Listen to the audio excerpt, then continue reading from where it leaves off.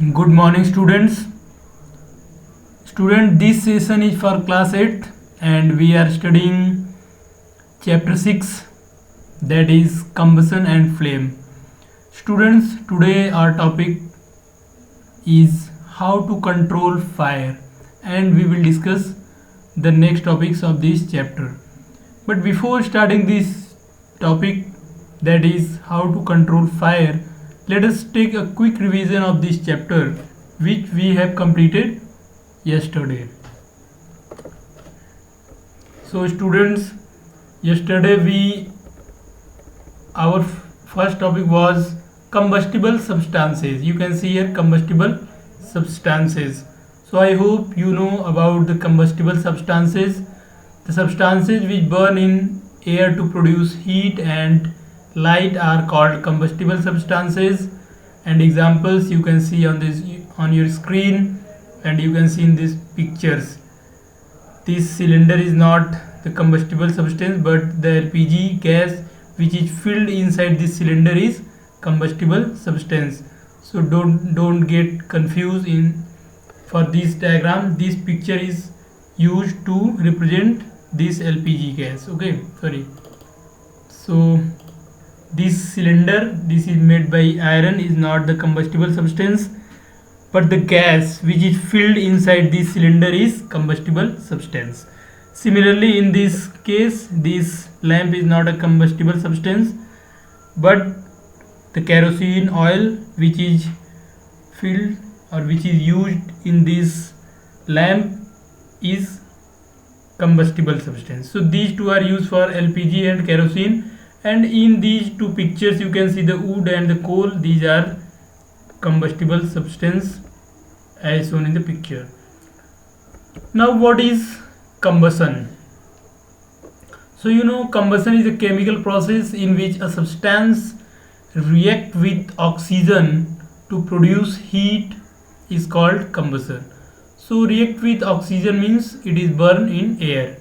If a combustible substance burn in air, so that is meaning of chemical process in which substance react with oxygen. Okay, if you burn a combustible substance in presence of air, it will take oxygen from the air. Now the substance which undergoes combustion is called a combustible substance, so you know this, and it is also called a fuel. So these things are known as fuel. Sometimes light is also produced during the combustion. This we have already known. Suppose you are burning some wood, then you will get heat as well as light. Similarly, in case of coal and other combustible substances. So you can see here, this one is a candle flame. You can see, you can feel heat as well as light produced by this flame. Now this was the activity we have already discussed, why air is necessary for burning. Okay, so if there is burning candle, if you अगर आप इसको इस beaker से ढक देते हैं तो air का कांटेक्ट जो होता है वो बंद हो जाता है और ये क्या होती है, ये बुझ जाती है. So this was the activity we have already explained yesterday, and the next topic was ignition temperature. So ignition temperature is the minimum temperature required for burning, okay, or you can say catches fire. So the minimum temperature at which substance catches fire and burn is called the ignition temperature. So we know that ignition temperature of different substances are different, and you can change you can change ignition temperature of one substance by doing some change. Suppose you have a paper, so you know that paper catches fire easily, but if you pour some water on that paper, it means if you wet that paper by using water, the ignition temperature will increase and the paper does not catch fire easily. So by this method you can change ignition temperature of different substances, but it is not necessary that you can change ignition temperature of all the substances. Okay, similarly for dry wood and wet wood, you have felt that dry wood catches fire easily as compared to the wet, because ignition temperature of dry wood is lesser than the wet wood. So these are something about the ignition temperature. Now what is meaning of inflammable substances? So inflammable substances, you can see here, the substances which have very low ignition temperature and can easily catch fire with a flame are called inflammable substances. And yesterday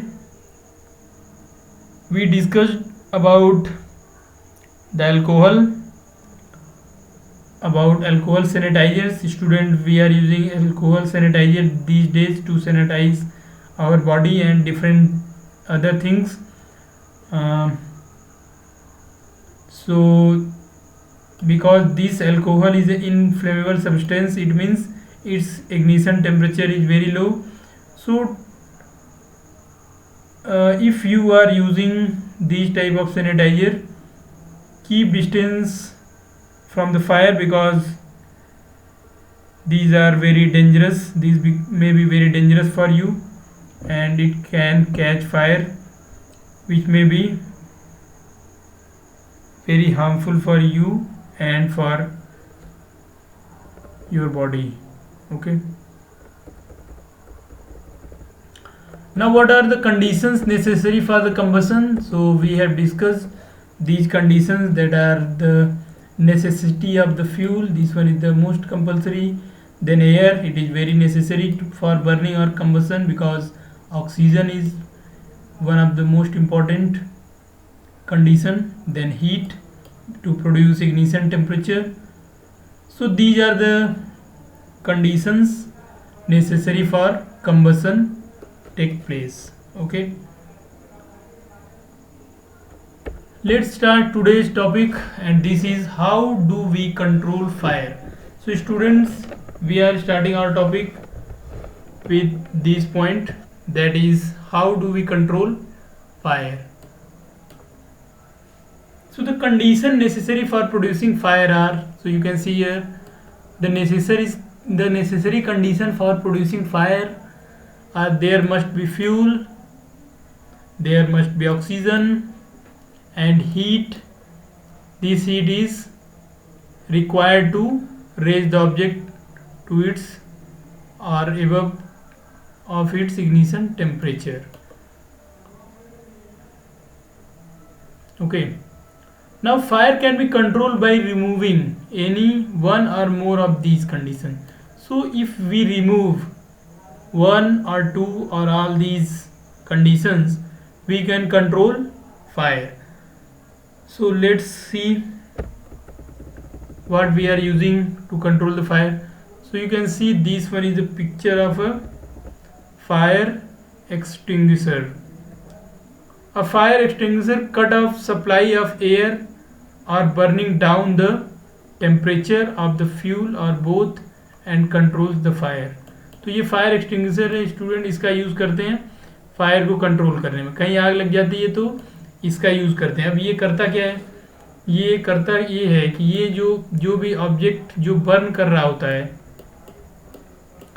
इसी के ऊपर इसको use किया जाता है और ये क्या करता है, एक लेयर बनाता है, ठीक है, जिससे जो ऑक्सीजन की सप्लाई होती है वो बंद हो जाती है और बर्निंग क्या हो जाती है, स्टॉप हो जाती है, ठीक है।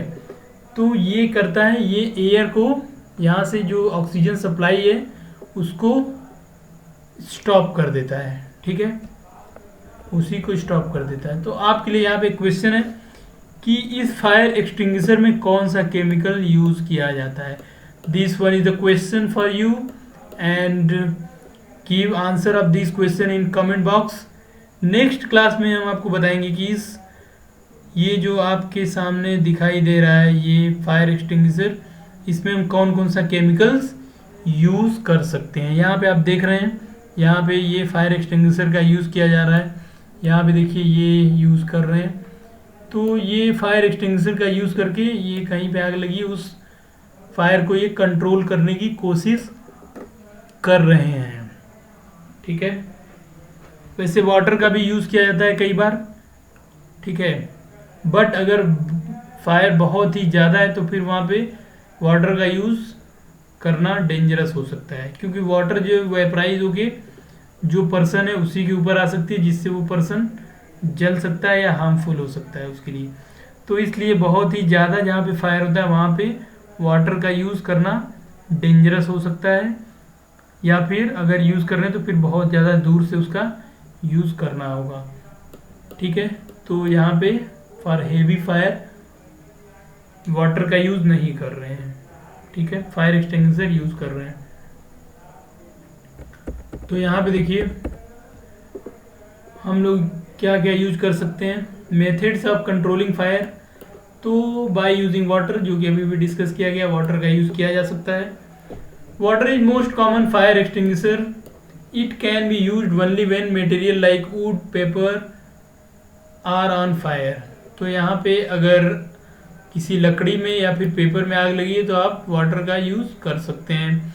Water can not be used if electrical equipment are on fire because water conduct electricity and can harm those trying to put out of the fire. So यहाँ पे देखिए ये भी एक रीज़न है, अगर इलेक्ट्रिसिटी की वजह से कहीं पे आग लगी है तो फिर आप वाटर यूज़ नहीं करेंगे, क्योंकि वाटर भी क्या होता है, कंडक्टर होता है। और ये इस कंडीशन में जो लोग आग बुझा रहे हैं, जो फायर ब्रिगेड के लोग हैं, उन्हें ही प्रॉब्लम हो सकती है। तो यहाँ पे वाटर का यूज़ करेंगे आप सिर्फ तभी जब क्या होगा, जब आग लकड़ी या पेपर वगैरह में लगी हो, मतलब नॉन कंडक्टिंग मटेरियल्स में लगी हो, जो इलेक्ट्रिसिटी के नॉन कंडक्टर होते हैं। बट ऐसे जगह पे जहाँ पे इलेक्ट्रिकल कंडक्टर्स हैं, वहाँ पे अगर आग लगी है तो आपको फिर वाटर का यूज़ नहीं करना चाहिए, बिकॉज वाटर क्या है, water is a conductor of electricity and it can damage or it can show harmful effect to the persons or those who trying to put out the fire. Water cannot be used to put out oil and petrol fires because they float on water and continue to burn. तो यहाँ पे देखिए अगर petrol या diesel या इस type की चीज़ों में भी अगर फायर है तो वहाँ भी हम लोग वाटर यूज़ नहीं करते, क्योंकि ये जो आप देख रहे हैं पेट्रोलियम या फिर ऑयल से, इनकी डेंसिटी वाटर की कंपैरिजन में लेस होती है। तो क्या होता है, वाटर नीचे चला जाता है और ये ऊपर ही ड्रॉप बना के ऊपर ही रह जाते हैं और ये जलते ही रहते हैं, मतलब ये बर्निंग को स्टॉप नहीं करते हैं। तो यहाँ पे आपको दिख रहा है कि अगर पेट्रोलियम मटेरियल्स में आग लगी है या फिर इलेक्ट्रिकल इक्विपमेंट में आग लगी तो आप यहाँ पे वाटर यूज़ नहीं करते हैं। इस केस में तो बिल्कुल भी नहीं करना चाहिए यूज़। इस केस में अगर थोड़ी बहुत फायर है, मतलब बहुत ही स्ट्रांग फायर नहीं है, बिगिनिंग में आप वाटर यूज़ कर सकते हैं और यहाँ पे ये कंट्रोल में हो सकती है। लेकिन इस केस में अगर आप इलेक्ट्रिकल इक्विपमेंट की केस में, तो आपको छोटी केस में भी वाटर यूज़ नहीं करना चाहिए, because water is conductor. Okay, तो ये आपको इलेक्ट्रिकल शॉक लग सकता है। तो यहाँ पे इन चीज़ों को ध्यान रखेंगे, बहुत ही इंटरेस्टिंग और बहुत ही यूज़फुल यहाँ पे ये पैराग्राफ है। ठीक है, कभी भी अगर ऐसी कोई भी कंडीशन आती है आपके आसपास पड़ोस में कहीं भी, तो आप इन चीज़ों को लोगों के साथ शेयर कर सकते हैं, लोगों को इसके लिए जागरूक कर सकते हैं। लोगों को बताइए कि वाटर जो है, वाटर से फायर को रोका जा सकता है, बट कौन कौन सी ऐसी केसेस हैं जब वाटर का यूज़ हम लोग करेंगे और कौन कौन सी केसेस हैं जब वाटर का यूज़ हम नहीं करेंगे। ओके, तो यहाँ पे ये चीज़ें नोट करने वाली है, बहुत इंपॉर्टेंट चीज़ें हैं ये।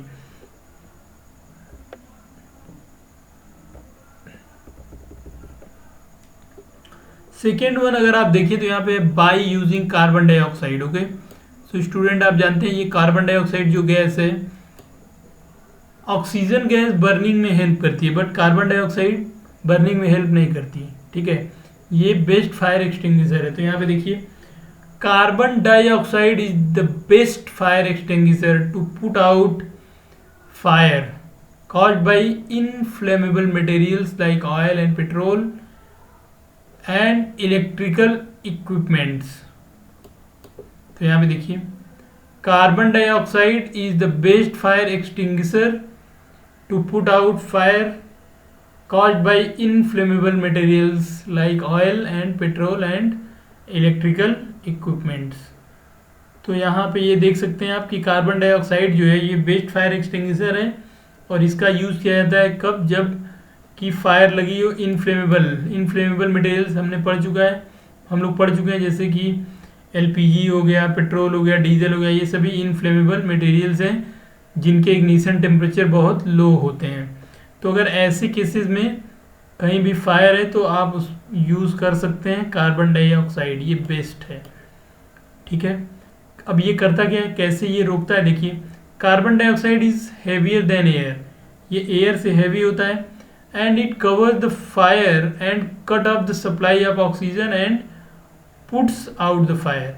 तो यहाँ पे देखिए, जैसे ये कोई सरफेस है, इसके ऊपर जैसे ही कार्बन डाइऑक्साइड यहाँ पे सिलेंडर से जो फायर एक्सटिंग्विशर है उससे पुश करते हैं इस पे, तो ये एयर से हैवी है और ये जाके सरफेस के ऊपर स्टिक कर जाती है।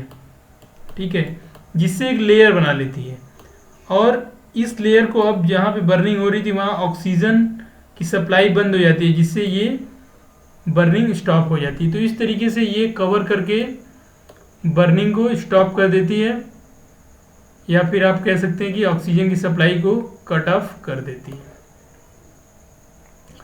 Carbon dioxide is stored at high pressure as liquid in cylinders. तो यहाँ पे देखिए, सिलेंडर के अंदर कार्बन डाइऑक्साइड को बहुत ही हाई प्रेशर पे स्टोर किया जाता है। ठीक है, chemicals like sodium bicarbonate, that is also known as baking soda, ये जो बेकिंग सोडा होता है इसी को सोडियम बाइकार्बोनेट भी बोलते हैं, and potassium bicarbonate produce carbon dioxide near the fire.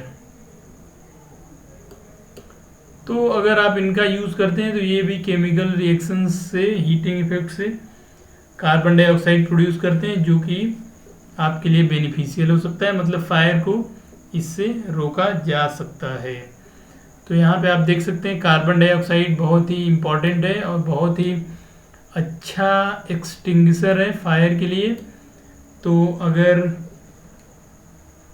Electrical conductivity की केस है, मतलब इलेक्ट्रिकल फायर की केस है, या फिर इनफ्लेमेबल मटेरियल्स की केस है, तो उस केस में आपको वाटर की जगह पे कार्बन डाइऑक्साइड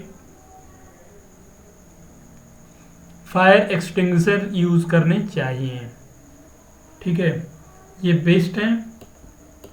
ठीक है, तो ये बहुत ही इफेक्टिव भी है। तो आप यहाँ पे देख सकते हैं दो तरीके हैं आपको फायर कंट्रोल करने के लिए। First one is the by using water, and second one is by using carbon dioxide. Carbon dioxide, अब ये कार्बन डाइऑक्साइड आप डायरेक्टली नहीं यूज़ कर सकते, इसके लिए सिलेंडर जो आते हैं, दैट इज का जो हमारे फायर एक्सटिंग्विशर होते हैं, वो सिलेंडर्स में ये गैस पहले से ही फिल्ड होती है। इसका यूज़ करना की थोड़ी सी ज़रूरत है, कैसे यूज़ करना चाहिए उसके लिए आप डेमोज दिखाए जाते हैं बहुत सारी जगह पे। किसी क्लास में आपको डेमो दिखाया जाएगा कि ये जो फायर एक्सटिंग्विशर है इनका कैसे प्रॉपर यूज़ किया जाता है।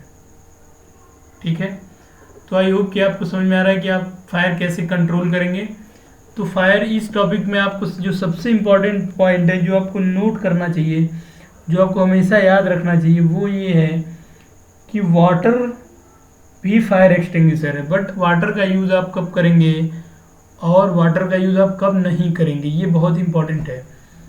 तो अगर इलेक्ट्रिकल कहीं शॉर्ट सर्किट की वजह से फायर है तो आप वहाँ पे हरगिज़ ही वाटर का यूज़ नहीं करेंगे, क्योंकि वाटर इलेक्ट्रिसिटी का कंडक्टर होता है, और ये उस पर्सन को जो कि फायर को एक्सटिंग्विश करने की कोशिश कर रहा है, फायर को रोकने की कोशिश कर रहा है, उसके लिए ही बहुत हार्मफुल हो सकता है। तो और दूसरी बात, अगर कोई इनफ्लेमेबल सब्सटेंस है जिसमें फायर लगा है तो भी वहाँ पे वाटर यूज़ करेंगे तो वाटर अंदर चला जाता है और वो मटेरियल सरफेस पे ही बर्न करता रहता है। तो इन दो केसेस में आपको carbon dioxide fire extinguisher use करना चाहिए। ठीक है, अब नेक्स्ट हम लोग आते हैं टाइप्स ऑफ कंबसन पे। तो स्टूडेंट देखिए, ये हमारा नेक्स्ट टॉपिक है और ये है टाइप ऑफ कंबसन। तो देखते हैं कौन कौन से कंबसन के टाइप होते हैं। तो पहला है, there are 3 main types of combustion. पहले तो 3 टाइप्स हैं, कौन कौन से। First one is rapid combustion. Rapid word का मतलब आप जानते हैं, बहुत फास्ट, तेजी से, rapid combustion. And second one is spontaneous combustion और थर्ड वन इज एक्सप्लोजन। तो आप इन सभी वर्ड के मतलब तो ज़रूर समझते हैं और आप इन वर्ड मीनिंग से ही बहुत सारा चीज़ें निकाल सकते हैं कि एक्चुअल में ये क्या होगा। तो अगर आप समझ पा रहे हैं तो इन टाइप के कंबसन का एग्जाम्पल लिखिए। अगर आप लिखने में सक्सेसफुल हो रहे हैं इसका मतलब आप समझ रहे हैं। तो चलिए स्टार्ट करते हैं। आप पॉज करके वीडियो इनके बारे में खुद से लिख भी सकते हैं कि कौन कौन से रैपिड कंबसन आपने देखा है, कौन कौन से स्पॉन्टेनियस कंबसन देखा है और कौन कौन से एक्सप्लोजन देखा है। तो एग्जाम्पल्स लिखिए। अगर आप सही एग्जाम्पल्स लिख पा रहे हैं इट मीन्स आप एकदम सही समझ गए हैं। ठीक है, तो यहाँ पे देखिए first one is rapid combustion. क्या होता है? Rapid combustion is combustion in which a substance Burns rapidly and produces heat and light with the help of external heat. तो यहाँ पे आप देख रहे हैं एक ये ऐसा कंबसन है जिसमें कि सब्सटेंस जो होता है वो रैपिडली बर्न करता है और हीट और लाइट प्रोड्यूस करता है। एग्जाम्पल देख रहे हैं आप, बर्निंग ऑफ एलपीजी एक एग्जाम्पल है रैपिड कंबसन का। ठीक है, सेकेंड की अगर हम बात करें तो आप देख रहे हैं स्पॉन्टेनियस कंबसन। अब देखते हैं स्पॉन्टेनियस कंबसन क्या है। तो यहाँ पे spontaneous combustion is combustion in which a substance burns spontaneously and produces heat and light without the help of external heat। तो यहाँ पे आप देखिए फास्फोरस बर्न करता है जो स्पॉन्टेनियसली एट रूम टेम्परेचर। तो अगर फास्फोरस को रूम टेम्परेचर पे रख दें तो ये अपने से स्पॉन्टेनियसली बर्न करता रहेगा, मतलब कॉन्टिन्यूसली ये बर्न करता रहेगा। और इसको किसी भी एक्सटर्नल, यहाँ पे आप देख रहे हैं in which a substance burns spontaneously and produces heat and light without any help of external heat। तो यहाँ पे कोई भी एक्सटर्नल हीट की रिक्वायरमेंट नहीं है, ये बस रूम टेम्परेचर से ही बर्न करता रहेगा। इट मीन्स जो रूम टेम्परेचर है यही इसका क्या है, इग्निशन टेम्परेचर।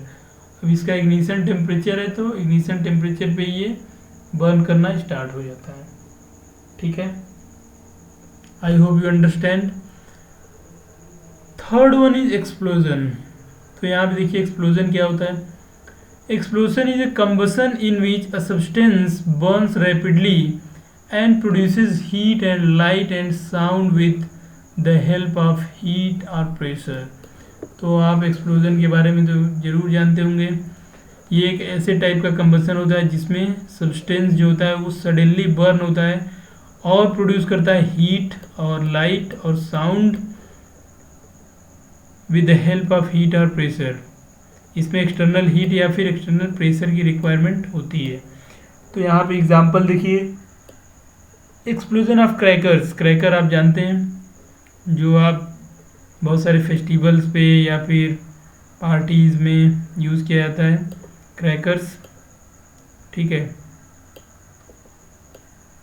इसके बाद ऑन अप्लाइंग हीट और प्रेशर, अगर आप इसके ऊपर अप्लाई करते हैं, कुछ ऐसे क्रैकर्स होते हैं जिनको सिर्फ प्रेशर अप्लाई करके एक्सप्लॉइट किया जाता है, कुछ ऐसे होते हैं जिनको हीट की रिक्वायरमेंट होती है।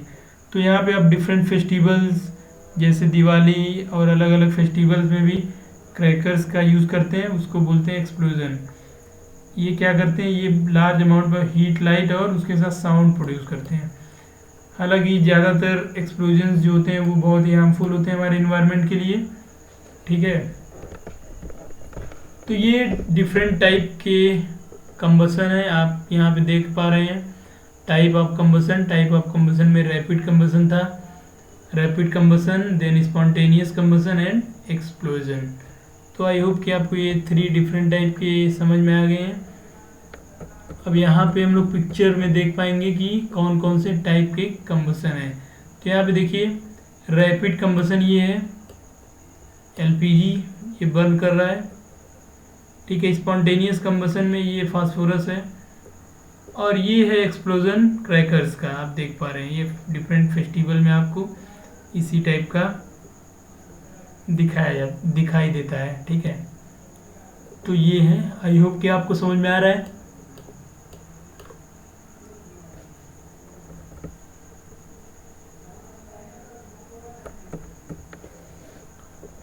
हमारा नेक्स्ट टॉपिक है फ्लेम।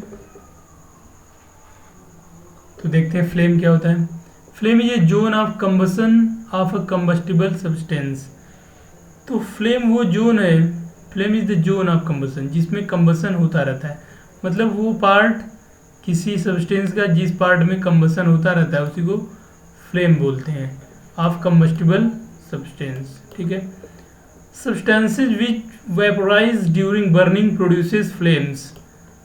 तो ऐसे सब्सटेंसेज जो जब बर्न होते हैं, वेपोराइज होते हैं, वो फ्लेम बनाते हैं, ठीक है। Substances which vaporise during burning produces flames.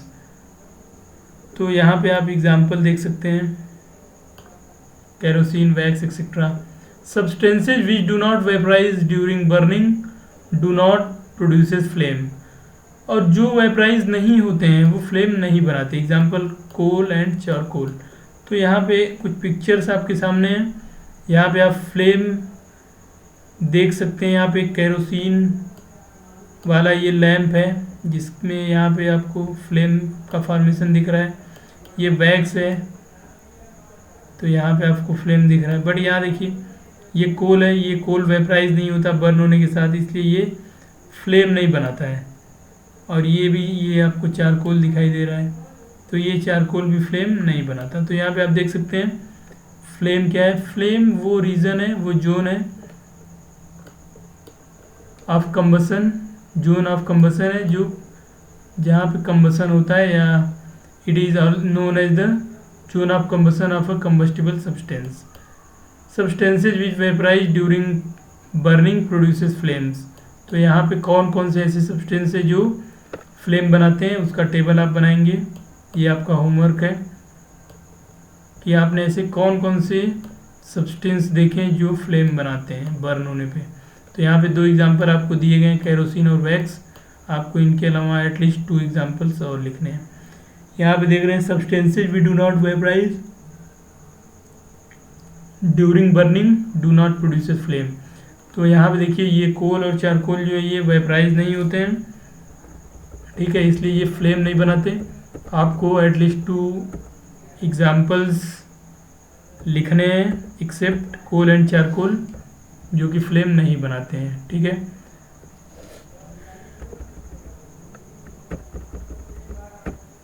So students, I hope कि आपको समझ में आया है, ठीक है। और revise this chapter is very important and it is related to our daily life and it will give you knowledge how to stop fire, which is very important at many occasions of our life. Okay, so we must have knowledge about these things and then only we can help ourselves and we can help others. Okay, so try to study and try to revise the topic. Students, keep studying and try to give answer of different questions which are given to you in different classes, which are not given in the NCERT exercise, because there will be the question from the book. So you must study all the topics deeply. Okay, for deep study the most important thing is revision. If you revise the topics many times you will get deep knowledge. Okay, so thank you for watching.